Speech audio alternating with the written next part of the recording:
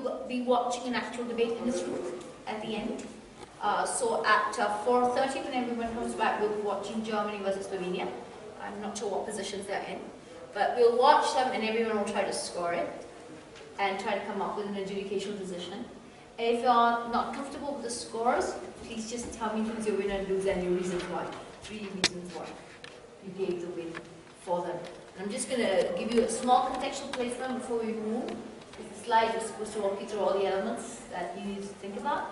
But please remember that we're looking at 3 categories. First will be content, and content is 40 marks.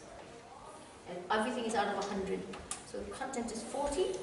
The next element, and I'll break all of this down for you in a moment if I can get my slides back, otherwise I'll just talk it through with you. The next element will be style, and style is 40 as well. The last aspect is strategy, and that is 20. So 40, 40, and 20, giving us a grand total of 100. But having said that, as with those of us who might work in education are used to discriminate in bands, there is an acceptable band of where we move between this 100. The lowest total score you will give is 60, and the highest total score you will give is 80. The band action is between 60 and 80, because this parameters and gives us all a kind of range within which we will acceptably move. So even if you think this is the worst person you've ever seen, and it shouldn't be, you don't go lower than 60, please. Even if you think this is Martin Luther King leading these people to the promised land, you don't go greater than 80. Even if it is the best speech you've ever seen, it does not go over 80, please. So each of the component elements of the score has a low and a high point. So if you work it down, I will break it down for you in a moment. We're just trying to see whether we can get it down out.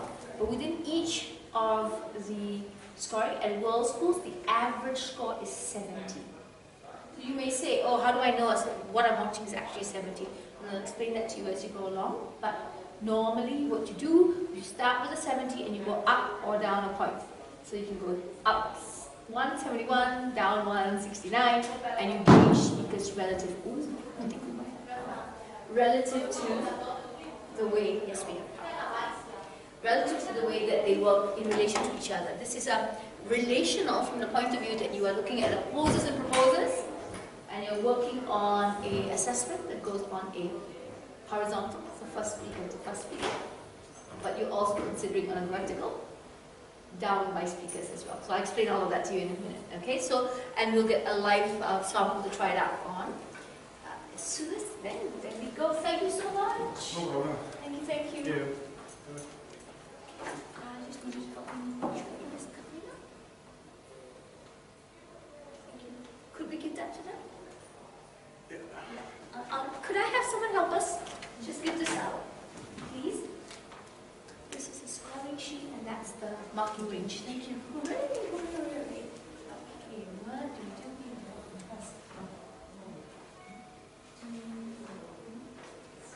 Function. Wait.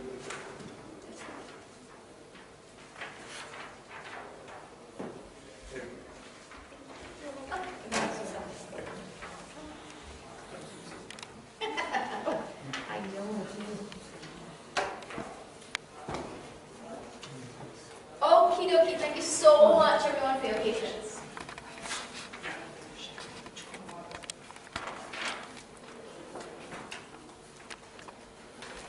Alright, thank you. So let's go on to it. I'm going to talk about debating in the world school style first.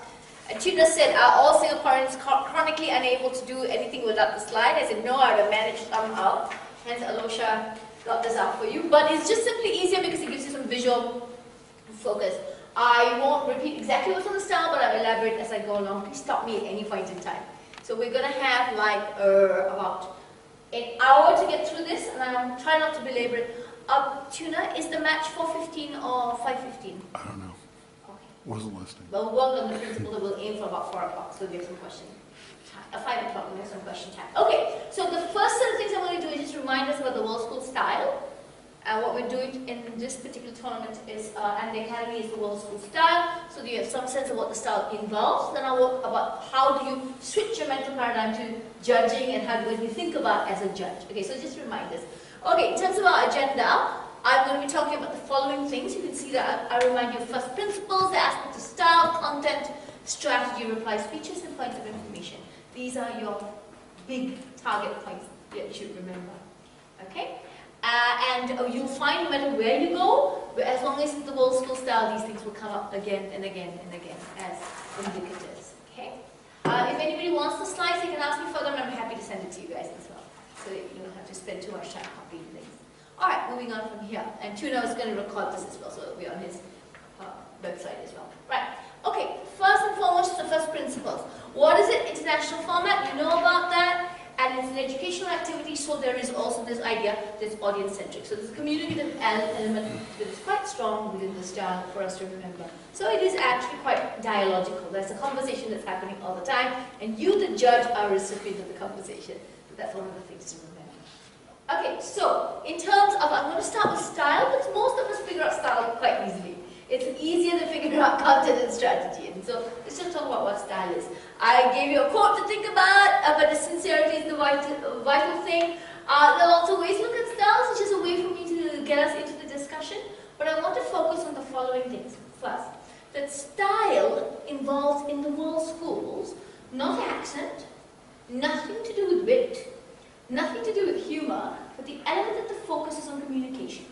It does not presume that you speak from a certain particular register, but it does suggest that what you have to do is that you have to be confident about the use of notes as opposed to eye contact. So whether or not, this is an interesting international format, because you don't have to say to anyone, I need to speak from a legal pad, or I need to speak from the rostrum, or I need to use note cards, or handheld cards.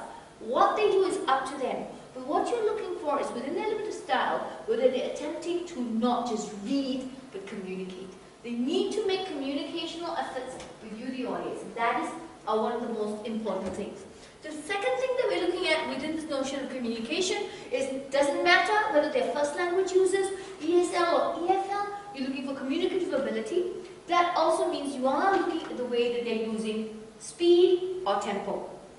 You want to just bear in mind, the style is about whatever way in which that speaker communicates. I remind you that some teams will speak very fast, some teams speak slower. That's all okay.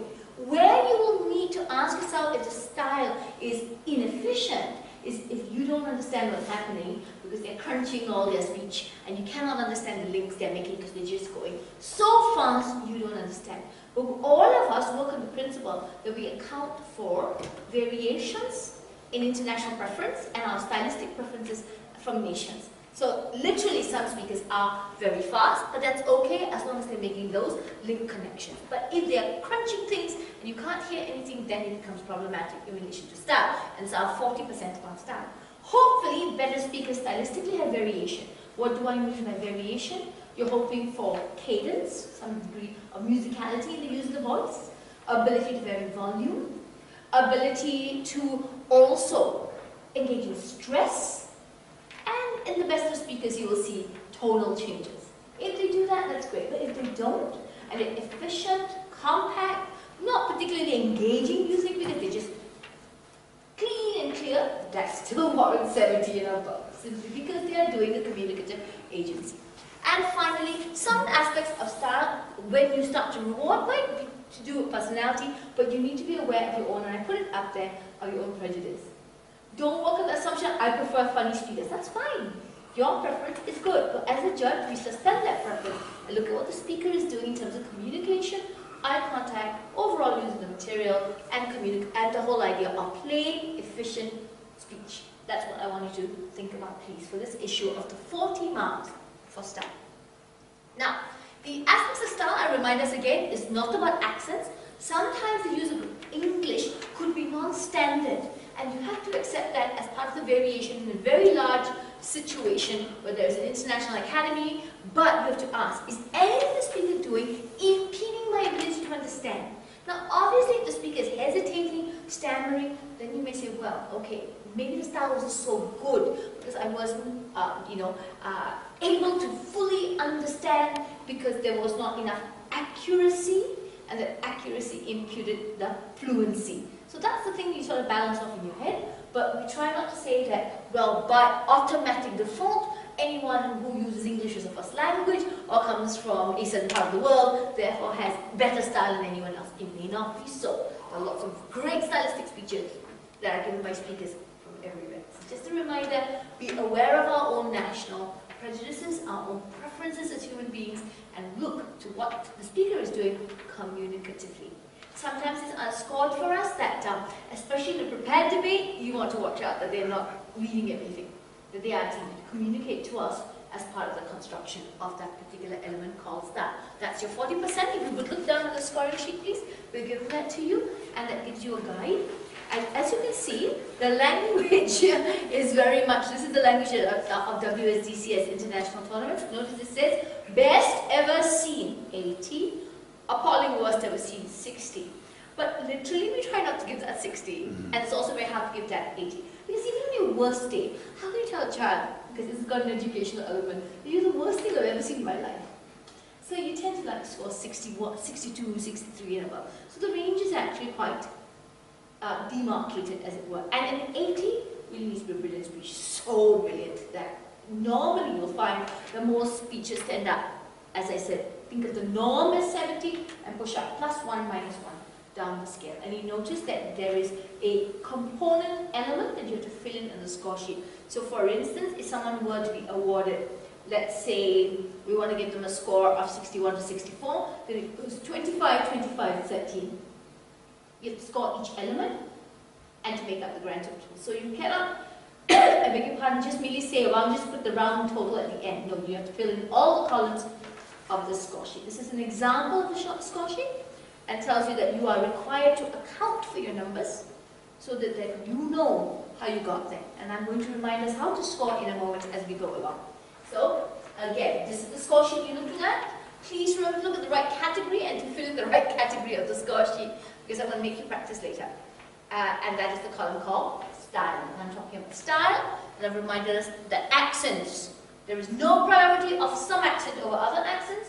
There's no priority of grammatical English over non-standard usage unless it impedes communication. Okay, next one I'm going to move on. If you look at the score sheet, again, this is the 40-mark category. And we're talking about the element known as content. So I'm not going to talk about this area of content and what is content. Okay, as you can see on the screen, content involves 3 categories, and I want us just to think about these. The content element is kind of a big thing. In that 40 marks sits the definition, the notion of the model, the parameter that the team will set up, and I'll explain this concept. Please stop me if you want any clarification on the idea of a criteria, or a metric, or a yardstick, different words, or a measurement by which we know what's happening is either provable or tenable, and also the construction of the case per speaker as well across the team line. That's all part of the notion of content. You're scoring each speaker specific to their content within each speech, and it all totals up to the grand total for the team. Okay, so let's get into this. Firstly, defining the motion. Obviously, there's a role fulfillment that has to be featured as well, and that while it's part of strategy, it's also markable in content. First and foremost, the definition of the motion which belongs to the first speaker of the debate is really about the obvious and reasonable meaning. We'll keep coming back to this idea, reasonableness. We've all told them this again and again. Furthermore, you want to listen to the content speech and ask how general or specific that definition was. Like later the debate that we're going to see, you're going to ask some questions about that when the first speaker talks about that. If you notice, I'm avoiding doing something. I am not talking about the motion we're about to see, because one of the things that we encourage you to do is, as an individual, try not to talk about the motion that's coming up and say, oh, what do you think they're going to run? Because that then colorizes your expectation.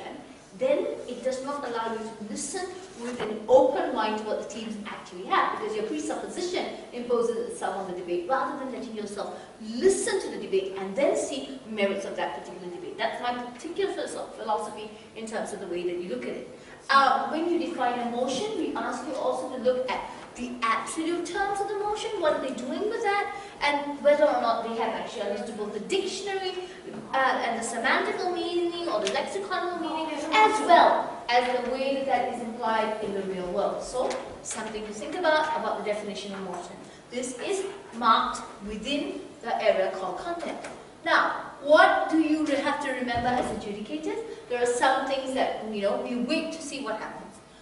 technically speaking, the following things are all disallowed in this world school style. You can't create a truism saying to me that a cut causes pain or the sun rises in the east is touristic. What is the other side supposed to say? But nonetheless, if a team runs a tourism, you don't actually negate the mark for the team until the other team points it out. Because basically, if they set up this kind of conundrum where they have a truism, a tautology, a squirreling, where they conduit the whole discussion into a very narrow tunnel, where they place set it, and you know, if the whole debate is about a wide issue, and they say we only want to talk about Slovenia today, that's a place setting. That is all not within the parameter of this style. Neither is time setting permissible. They cannot stand around and say, well, we're only going to talk about the year 1991, or we're only going to talk about the 5 years from 2000 to 2005. These are not part of the spirit of the rule, unless the motion tells them to do it.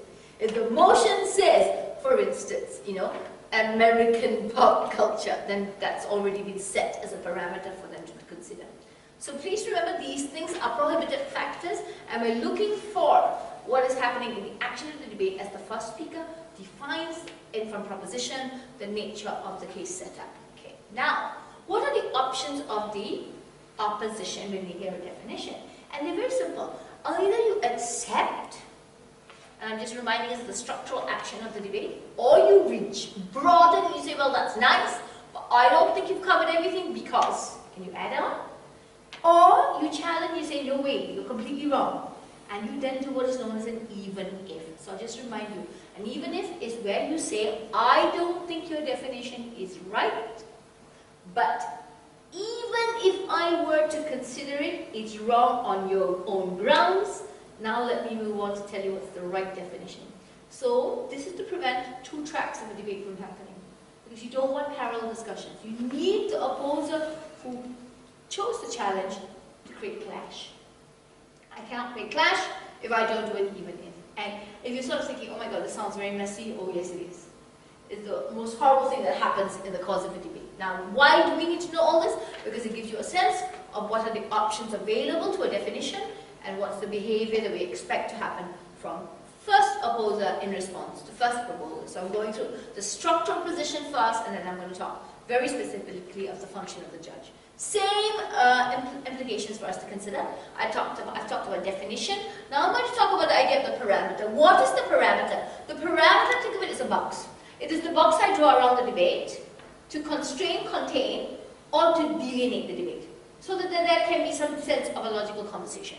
Propositions might do it and oppositions might. So let's give us an example. So this house believes that gay couples should be allowed to adopt children. The implicit parameter is obviously this might apply to first world countries or established democracies or situations where there is already a legitimization of the relational construct of marriage in alternative family structures, and maybe the liberal democracies. So they could do these things. You have to ask yourself, is it reasonable? Or is this a debate about adoption by gay couples in all countries, including the ones that don't have a legitimization of gay relationships? So you can see what I'm trying to say, that there is a kind of implicit quality as to what is legitimate. So when you have people then say, oh, in country X, obviously they will not be able to adopt. Yes, because in country X, there's no legitimate recognition of that relationship. So that's not part of a parameter of the debate. So implicitly, the debate needs to be more reasonable. That's the test you need to ask yourself. Is it reasonable to expect that, or to say, oh no, for instance, country X, which is totalitarian, will never allow it. Yes, but country X didn't even allow the relationship to exist, much more the idea of adoption. So one set of rights needs to precede another set of rights, so you can't use that argument to say you don't count. So just think about that for a moment. In the same way, the next thing that is part of the debate action that adjudicators are watching for as the case moves from the proposition is the idea of a model. Okay, what's a model? Think of it as a plan, a program, a roadmap. Because some debates are change debates, some debates are value debates. In a change debate, you're going to modify the status quo. You're going to say that something that already exists is wrong, so I want to propose something new. And obviously, in those kind of debates, there will be, and Sergey and I were judging together, and we talked about it. I called it pragmatism, he called it utilitarianism, and we both agreed that philosophy, utility, theory or philosophy or pragmatism might drive the argumentation, and so you need a plan. The plan has to be there because that's how you're going to do it. That's the mechanism, the instrumentation.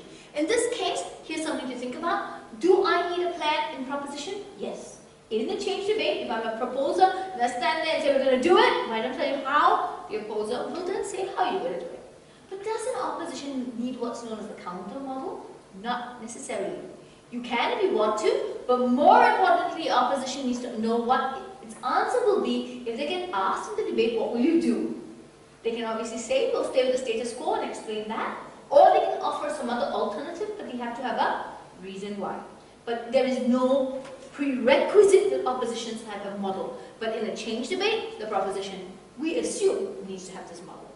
Now, equally, the model, as we keep telling everyone, needs to answer the heuristic questions of who, what, when, where, why, and how. That gives you a guide on how to create the model. You don't have to always answer all these questions, but it's a simple guide to tell them. And it's sometimes normal to say there's a precedent. That the precedent is what we're going to follow in the way that we construct a model, the instrument, or the tool, and that it has the common features. So sometimes people say, well, I want to create an international organization that will, keep the peace and I'll follow the model of NATO. Fine, okay. As long as you pick the model that you know doesn't have that many flaws and you can use it, no problem. And it seems to be congruent with what's happening. So you are looking for these sorts of things as part of the dynamic action of proposition. Okay. Now, a criteria. Often you will hear the word criteria, measurement, yardstick, metric. Why is that there? That's because it allows us to see where our balance will go in probabilistic outcomes. What are they using as the ruler to measure whatever outcome they claim they're going to deal with? Some instances, the proposition may say cost-benefit analysis, that's your yardstick. Other times they will say, I will weigh up pros versus cons. Other times they'll say a yardstick will be long-term versus short-term benefit. It's fine. If an opposition doesn't like the yardstick, they need to challenge it at one up or one negative, not further down the table. The challenges start to happen unless they see the suddenly props bringing up a new yardstick and these things happen. So common criteria people can have, sometimes they can say it is because it benefits more people than not. Because there are greater harms than there are goods. Or because there are social ills for many of the stakeholders. All of these are probable things. You will hear the language of this particular kind of criteria, and you need to know that it's part of the action that we do think that a proposition should set up if the motion requires it. Okay, here's where I'm going to take a little bit of a moment and say, any questions? Sorry. Hey? I think I left my phone here. Yes. The white phone, right? Yeah, but I think Tuna has it. It's not here at the moment. Oh yeah, I know. Okay, sorry. Alright, is everyone okay for the moment? Shall I go on and then we'll pick up as we need to? So maybe Yes, two please. questions. First is about when we broaden the definition. So when the opposition broadens the definition, it's only possible where the proposition limits the scope of the debate and makes it too narrow for them. I agree with you. So Thank you only so much. in that case. It's not, Yes. in every other case, it's not really. Okay, I think that statement is very well articulated. Thank you so much. A broadening is a device that I use if I feel that there is an unnecessary restriction to the definition.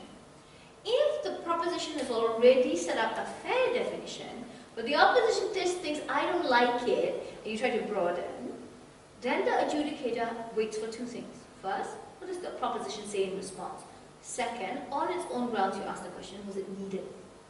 And you're very right. You cannot really broaden because it suits you. You can only broaden if it was restricted. Thank you very much for that. Yeah, and just a second short question. When, for instance, how detailed the plan or the model should be, because, and especially for the opposition side, will it be better to attack, for instance, the feasibility or the solvency of the plan, or sometimes I've seen several debates where the opposition refuted or just went to the technicalities of the plan itself. So just attack the actor, the appropriate terms, whatever. Okay, to summarize very quickly, what you're asking about proportionality in relation to the plan. How detailed must I be? I think the way to look at it is, a plan mustn't be incongruent to your principle, first for prop. are, whenever you ask a question about the plan, you have a couple of choices. How much time do you want to go for what will be a pragmatic attack, feasibility attack as you labeled it, and how much do you want to go for the broader argumentative attack? That is the prop's choice. Both teams need to be very aware that if a debate disintegrates into mere pragmatism, that's not exactly the best debate in the world, but we've all seen it happen. That's between the two teams. So each team has to make a judgment call. If I decide that in my first prop speech, 4.5 minutes is spent on detailing a plan, out of an 8-minute speech, something is wrong here. Then the mechanism has become larger than the argumentation. Something is wrong. Equally, if in first I go on for 6 minutes on why you haven't told me who, you haven't told me how much, you haven't told me where, you haven't told me where the supply chain will come from, you haven't told me how I will get replacement, that's okay. But you have to again ask that they then move on to deal with the argumentation. I can't give a template.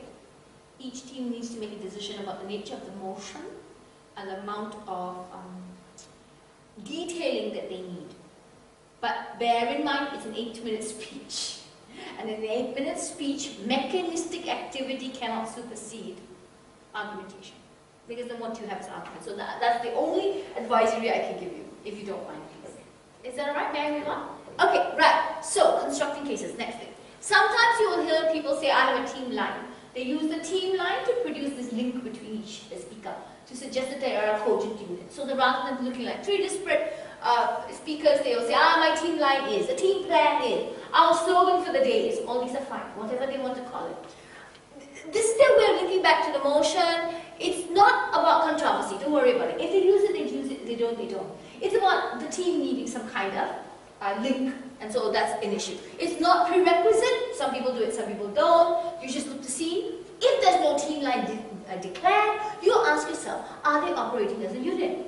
Are there tensions in the case? Are there paradoxes in the case? And remember again, if you see a case that clearly contradicts the, okay, let's say the second proposer contradicts the first proposer, but the other side doesn't notice, you have to make a decision. Are you going to reward the case? You may decide that's not a very strong case, so I'll leave it at average or slightly below average, but I won't penalize you because the other side never spotted it. So you do not penalize until they spot it, but you don't reward either. Does everyone understand? So I don't say, oh my God, this is a great case, 28, 30, but I know it's got full of flaws, so I don't need to reward it at 30, I just leave it at 28. Or I may say, well, you know, a very dangerous case, I dump it down slightly. But if they spot it, on the other side, the opponent spots it, then the opponent's reward goes up. And strategically, you made a bad choice, so you can penalize your strategy as well. Okay. Now, the next thing is about argumentation. What is argument? Argument means to be about logical development, and over the course of the table, by the table I mean this way, down the table, you need breadth. So they're repeating the same point. First speaker said to one point, second speaker relabeled it but said the same point. If the logic is the same and they keep repeating the same thing, this is not a very dynamic case. So you know they ran out of ideas. But the logical development within each speaker refers to simple ideas that we all know. Thesis statement of some sort of declaration of what the argument of the label is going to be, some attempt to explicate the ideas, you know, simple causation. A will lead to B, which will lead to C, therefore I get the result D. That's all we want. And user examples. What can they do? They can give you factual examples. They can give you thought experiments. They can give you hypotheses. That's fine. But the example, in the best case, the thesis will be followed by explication. The explication will be followed by an example that shows clearly the principle. There will be a discussion of the example, and there will be an end link to the thesis. So it's a clear, organized unit in the best of speeches. Now, can they do it different ways? Yes, they can. Structurally, they may say, I'm going to start with an example. Using this example, I will then unveil my logic. Sure. But we're hoping that, that within the instrumentation of the discussion, there's a progression that makes sense, and it is not example-driven discourse. You want it to be argumentatively driven by some kind of principle, or some kind of idea that's pushing, a big idea that's pushing the analysis form. So that is also part of the construction. Please note, I put there research and factual detail. So sometimes we do make a distinction for ourselves when we go in and we ask, is this a prepared debate or an impromptu? So later we're saying impromptu. So if you don't have many examples, okay, we forgive. But do you analyze the examples well? So here's where you have to ask yourself, what is the range of examples they have? What have they done with the examples? If they are merely tossing examples in and have a string of citation but no discussion, no unflagging, no unpacking of the example, that doesn't make for good debating either. Because all you've done is you've given me a grocery list and you've left it there. And that's not good either. So you need to look at the quality of the analysis and not just work on the idea of the quantity of the examples that they give you. And you look at how they link it together. All this, unfortunately, goes under the small animal called content for 40 marks. Okay? Now, I am now moving on to the part called rebuttal. Okay, rebuttal is part of the thing called strategy. We're now going to move on to that category in a moment. Okay, I'm going to just talk about rebuttal first and clash and then move on. Rebuttal is the response that you give. It is in a very shadowy place. Some of it gets marked under content, some of it gets marked under strategy. So how do I make this distinction? In rebuttal, you should think of it this way. As we go down the table, we want to hear less substantive matter and more rebuttal. So by the last two speakers, we should be getting majority rebuttal. Two things to remember. Third opposer, usually here or here, depending how they do it. Third proposers, I beg your pardon, can have new material. They must signpost it. Third opposer can also have new material, but they must signpost it. But the question, and who signposts it? The first of each team. But obviously, there is a strategic problem if the third opposer has this giant substantive argument. Who's going to answer it? So you realize that the team's own plan isn't very good. Third proposers, more often than not, tend to have some argument, but it is increasingly less popular to do that. Usually, speaker 1 and speaker 2 of both sides will have substantive cases, and last two speakers of both teams will rebut into attack. So what is rebuttal? So who has no rebuttal whatsoever? One proposer cannot have rebuttal, because they're laying the case. One opposer has the duty of rebuttal. So does every other speaker down the table from that point onwards. And you need to watch what they do, because that's part of strategy as well as content. It's part of strategy if they can identify the right issues in hierarchy. It is part of content when they do it well and provide us with clear analysis. So that's why it's in two categories where you mark it. So how can rebuttal work? Some people will look at micro to macro or macro to micro. Does the rebuttal cover widely the broad themes and then gets down to the detail? Other people will look at the scope of the range of points that I talked about. Did you drop things? Please look at that.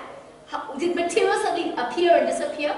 A team that is not very consistent will suddenly have one issue appear and then they'll drop it forever, then it'll appear again at the end. And you have to ask who dropped it. Do you reward that speaker? Do you penalize that speaker? Sometimes you will have to look at this. The only person who can immediately defend the speech that has come before them is the speaker that is proceeding.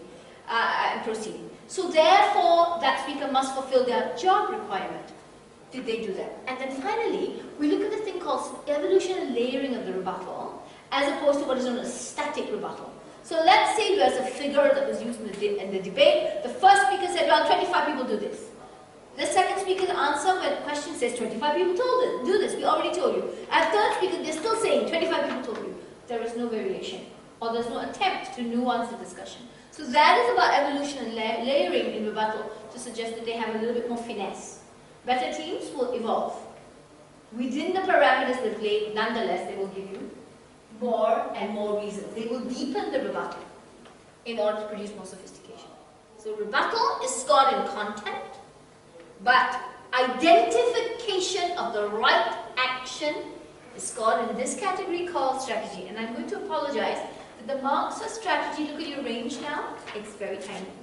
The range is obviously out of 20, but strategy, the lowest mark you can give for strategy is 12.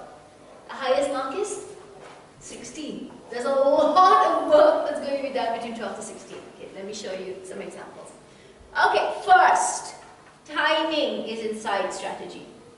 If the first proposer goes on and on and on and on and never makes it to their second construct, usually people say to you, they'll flag for you, I have X number of points. You need to see whether they make all their points.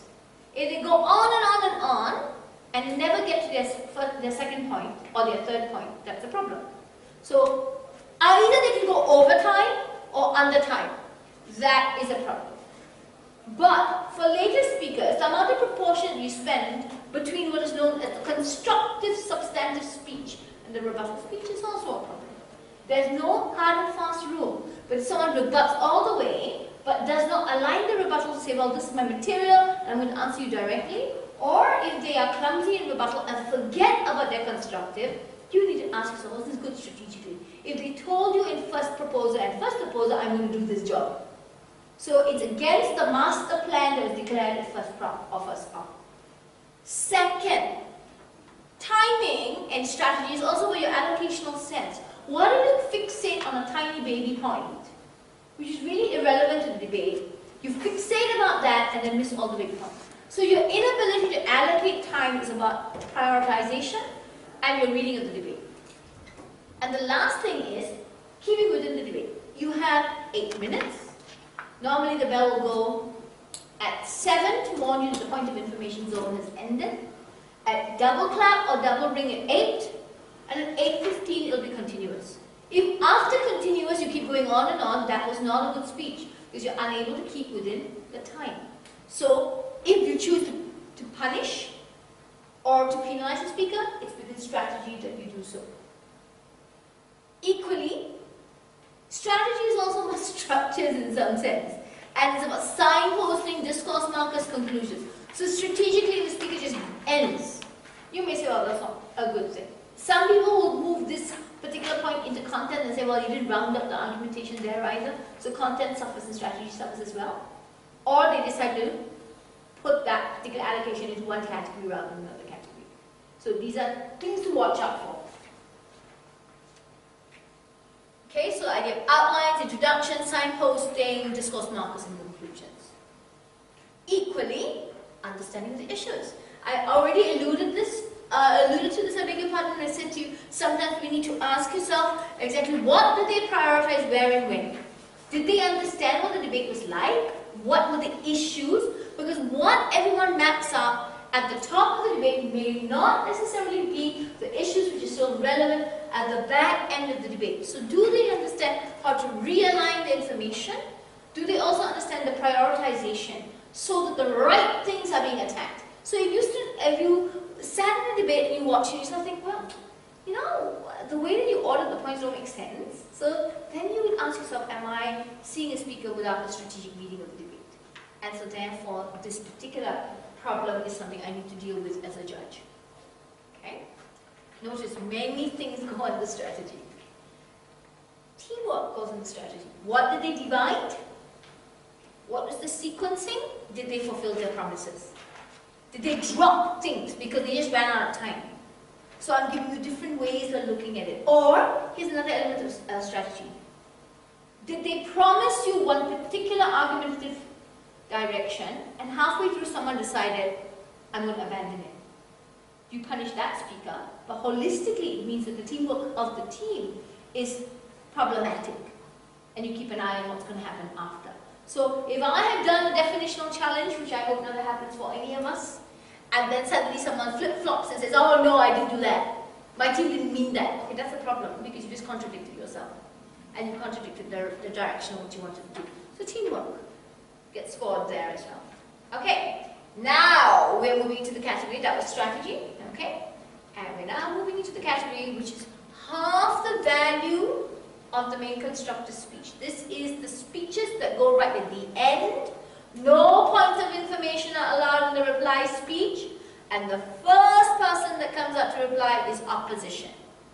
Then proposition. Please remember that it goes, and usually in a world schools match, or a style match for world schools, please make the props sit on the right hand side and ops on the left. Okay, the right if you're on the stage, from the stage position. Right for prop and left for op. It just gives you surety and you won't confuse anybody up. That tends to be the form.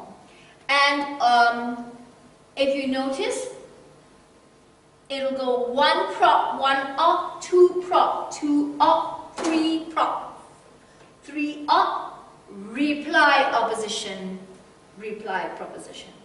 Substantive speeches are 8 minutes. Reply speeches are 4 minutes. With no points of information. Look at your score sheets, please. This is where adjudicators make the most mistakes. The value is half. Okay, so please remember the value changes of the speech because now it's over 50, not 100 for the reply. So your best ever speech can only be 16, 16, 8, 14. And the worst is 12, 12, 6, 13. Okay, the range is small. Just keep an eye on that. Okay, so what goes into the aspect of reply? The reply, think of it as a post-match review or a biased news report. I am giving a retrospective analysis of what has happened. It's not about the little details, it's about the big picture. It is usually about balancing both teams' cases and saying why yours was better, how yours trumps the other. Now, I've put the little bullet there called new material. Why? If at any point, usually it tends to happen with third opposer, if third opposer suddenly brings up something new, then the only point the proposition can reply at is at the moment of the summative speech of the reply. So, the general rule is thematic. But if you have no choice because they suddenly came up with something new, then you flag it and say, look, you said this, I'm responding to it now, then I'm moving back to my big thematic analysis. You have no choice, you have to do it. Otherwise you look non-responsive. So, the reply is marked on the following things. In the best of worlds, it will be clean and clear. They will show you some kind of binaries and they will balance the dichotomies. Or they will show you axioms and balance of axioms. Or they'll just go through each issue and say why in each issue they were better than the other team. So that's how they do it, thematic. I always say think of a biased Fox news report.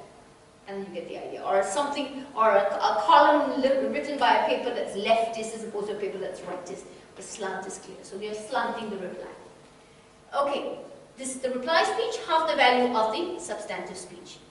Now, last point. What is the point of information? Okay, if you look at your current score sheet, please have a glance. This score sheet doesn't have something called a point of information adjustment column. At World Championships, there'll be an adjustment column where you can go up 2 or minus 2, depending on whether the point of information that was given was better than the speech itself. So let's say the speaker was very brilliant at giving points of information. Then you can reward it separately, up 2 or minus 2. In this one, we don't have that. So where do you mark points of information? Go for it. Strategically, where will it go? In strategy. In strategy. Unfortunately, one more thing ends up in strategy now. So, what is expected of a speaker? And everyone else says, okay, what does it mean? Points of information, you can offer and accept them. How many? In an 8-minute speech, we say, we don't expect you to take more than 2. Really, you don't. Can people just take 1? Yeah, maybe. If everybody else is taking 1 and a speaker tends to take, if everybody in the room is taking 1, then fine, leave it. Later, after that, in oral adjudication or privately to the teams, you can say, look, it's better, more sporting if you take 2.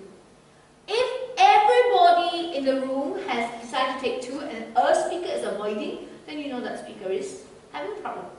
And so you must decide whether strategically you want to just, balance it off in terms of the score.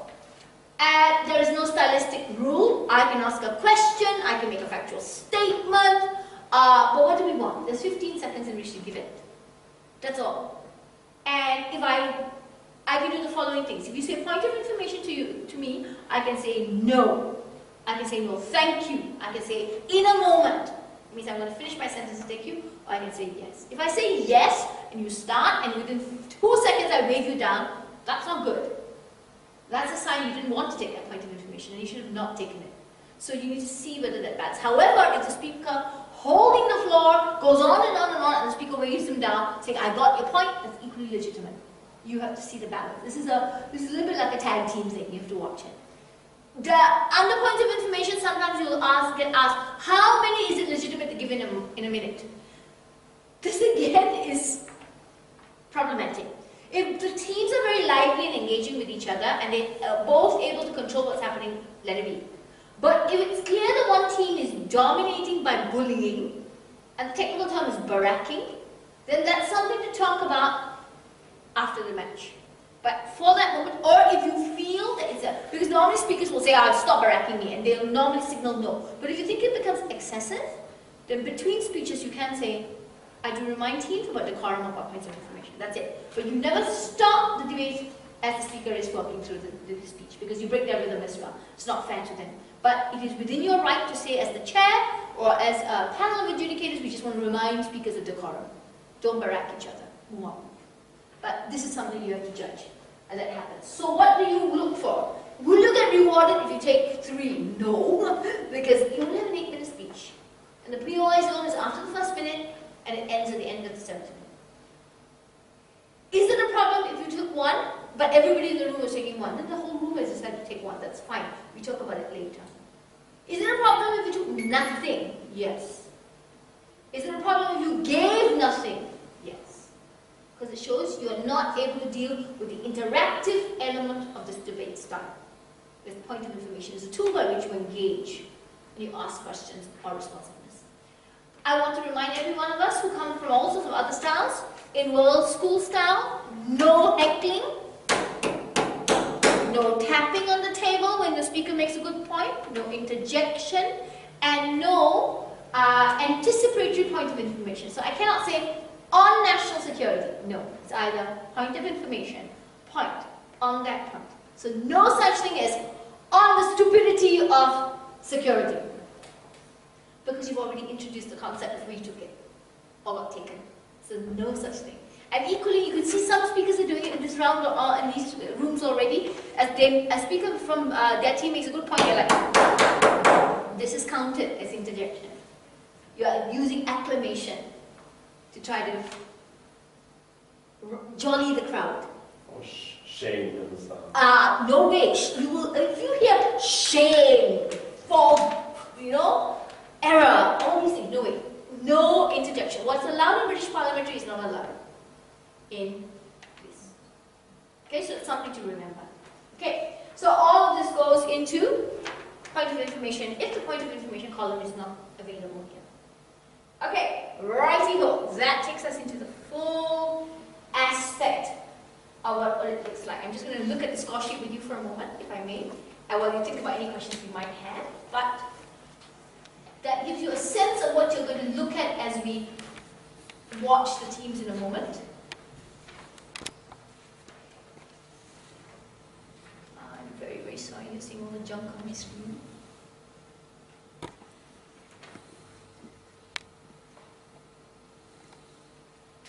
Okay, just a couple of reminders. Now, making ourselves think about it like an adjudicator. Okay? Right, first and foremost, just reminders. What must I do as a judge? Assign scores to speakers. Okay, what do I do? That's why they gave you nice big books. Please take one, even though you don't want to be little boy, little girl, or bright, jewel bright, or whatever it is. And you need to draw columns, or fold the paper in whatever way you prefer for your own floor system. When each speech is over, score that speech on your notes, not on the score sheet. Because the score you're giving may be adjusted in your own head as you go along. But don't say, I'll write all my notes and at the end I'll go back and assign the mark. You'll forget. It's a very relative thing. So, finish each speaker, write notes, flow what you ever saw, what you wanted to make reminders and points to of, and at the bottom just write, maybe I may write 28, 28, 14. That equals to 70. That's my probable score for first prop. Then first up comes up. I listen to first up in and of themselves, but I also think of it relative to the role and the other speaker before. So maybe I thought first up was better than first prop. I have a choice. Did I overscore first prop, or should I up first up? So I can adjust the score on my notes. Do not fill this up and then later cancel and scratch everything out, because the teams get a copy of it. It looks really bad when there is this whole mess. of cancellation on the scores. And it also makes it very uncomfortable for you because as you rub and scratch around you, everyone's watching because they can see. And really, in a high-tension match, it's the world's worst thing because the coach, you can feel the presence of the two coaches breathing behind you. The spectators are all trying to do this. And you're like, okay, it's best just to write it into your notes. So just a reminder. You have to assign a score. Second, you have to decide who wins the debate. Okay, I want us to be very clear about this. You will watch the debate, you will track, you will put the score down. But at the end, you need to make a decision. Who won that debate for you? You don't look at your score and count first. You ask yourself, following your notes and the flow of the progression all the way down, from first to the last position of summative speaking, who took that debate and why in your head? Your judgment supersedes your marks. Your marks can be adjusted, but you cannot say, I don't know who won. Let me count the score. No way. Decide. Your judgment then can be will adjust the scores necessarily. It's not the other way around. The number doesn't supersede your corporeal judgment. Please get your judgment clear. And you must know why. Because remember, the teams come for feedback from every judge. And your job as a judge also includes feedback. The chief of the panel will normally do the oral adjudication. And then teams will come to you for individual feedback. Sometimes you may say, well, I'm never going to be chief. It's not like that. You also need to know what to do in the oral adjudication because that is important. Because the oral adjudication is the public face that we all present. And if there are three of us, you can either win as unanimous or it becomes a split. If there are five of us, it is unanimous, it can be majority, or it can be split. So that's how it goes. Unanimous is 3-0, split is 2-1. If it's 5, unanimous is 5-0, majority is 4-1, split is 3-2. That's how it goes. But if you were the judge in the majority, you need to know why you were in the majority. But if you were a judge in the minority, a team will come to you and say, why did you give it to me when the others didn't? And you need to know your own rationale. So that's why it's very important. Okay, just a couple of reminders. Assign scores to speakers, and I'm just going to quickly walk us through this first. There we go. All that is on the sheet in front of you. Half points are allowed in the speeches. Okay? Tuna, is Boyana allowing halves? Yes, Boyana is allowing halves. Some tournaments they'll tell you, just please don't put halves, because it's really painful. Depends on the software. Yeah, depends on the software. Okay? But this is on this. Can I say to you why this is important? If you are a beginner judge, hold this in front of you all the time. Look at the score sheet. Look at the marking grid to give you the scores. Don't try to do it from memory. It'll cause a problem. So even when we start a tournament, when all of us are judging, please have this with you. Because it allows you to move. And they will distribute more of these as well. Okay? A reminder again. Look at the averages each time so that you know what the average is. And if you are bad at mental math, which is fine, under pressure, all of us can become total blithering failures at the mental math. Use a calculator or use your phones, honestly. It's better than getting it wrong and then getting panicked because they come to you to change your scores. Okay, now, second, each of us independently assesses each. I'm just reminding us of what I already talked about. Please remember, independently assess the strength of the material that you hear in content. Which means you are not supposed to bring in your specialist knowledge. If you knew something, okay, so let's give an example. I think that was, Sergey, do you mind if I use the example of what the room we had? Sure. Yeah, so it was quite interesting because they decided to bring up an example of Ukraine and Russian, and my colleague is Russian. And of course he knew the way that they were not being very accurate with the material. But he suspended his disbelief about their argumentation and let them have their say. And then he rewarded it on what they were saying, its probabilities there and then, what the other side was just doing, and then afterwards in the judgment, he said to them, well, no, you're not very accurate. But he didn't allow his specialist knowledge to interfere with the action of watching the teams. Would that be alright with everyone? Don't allow your specialist knowledge to get in the way. You don't have to reward them, but you don't penalize them because you know something more than they do. Again, I point out, remember, it's the average intelligent, reasonable person. That's how you have to stay, not the specialist. You are the average intelligent person that you're supposed to work with. Now, next. Remember, style, this is the public speaking element.